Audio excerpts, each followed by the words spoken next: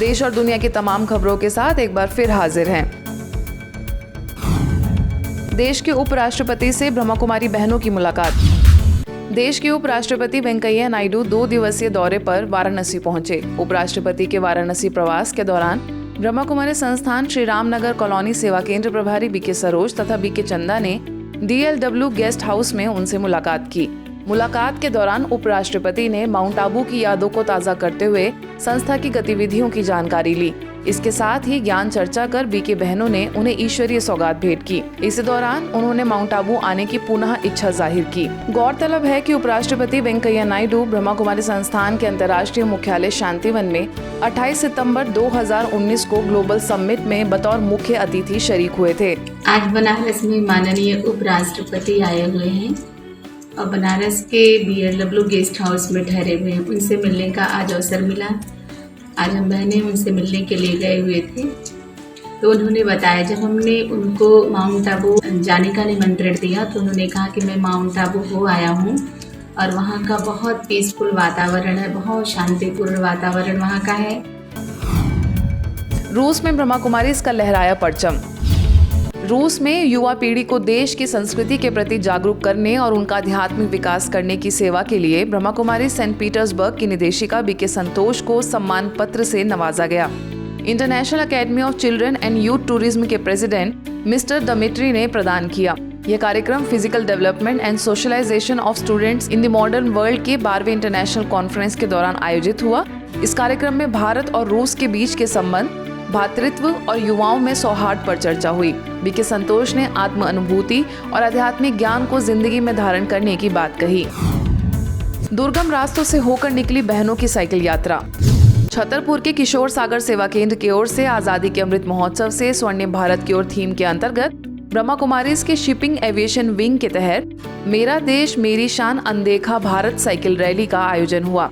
सेवा केंद्र प्रभारी बीके शैलजा ने कहा कि रैली लोगों को भारत की संस्कृति और इतिहास से परिचय कराने के लिए निकाली गई है। इस कार्यक्रम की मुख्य विशेषता रही कि इसमें 20 साइकिल यात्री बहनों ने भाग लिया। यह साइकिल रैली छतरपुर से 7 किलोमीटर दूर पहाड़ों पर बसे प्राचीन झंझन देवी के मंदिर तक गई।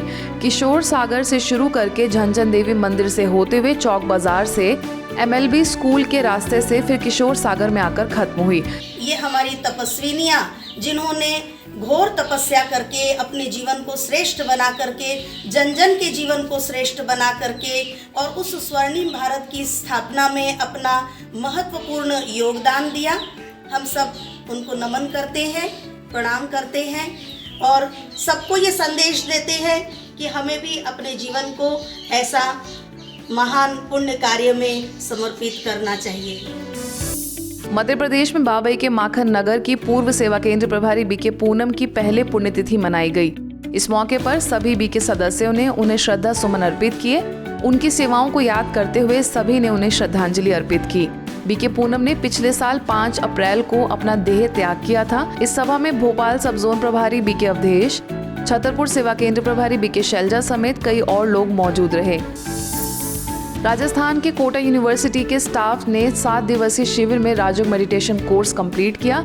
सभी स्टाफ मेंबर्स को बीके ज्योति ने राजयोग का प्रशिक्षण दिया। शिविर के आखिरी दिन सभी का ईश्वरीय जन्मदिन मनाया गया और उन्हें ईश्वरीय सौगात भेंट की गई। इस दौरान कोटा सेवा केंद्र प्रभारी बीके उर्मिला और बीके ज्योति ने यूनिवर्सिटी की वाइस चांसलर नीलिमा सिंह का भी सम्मान किया।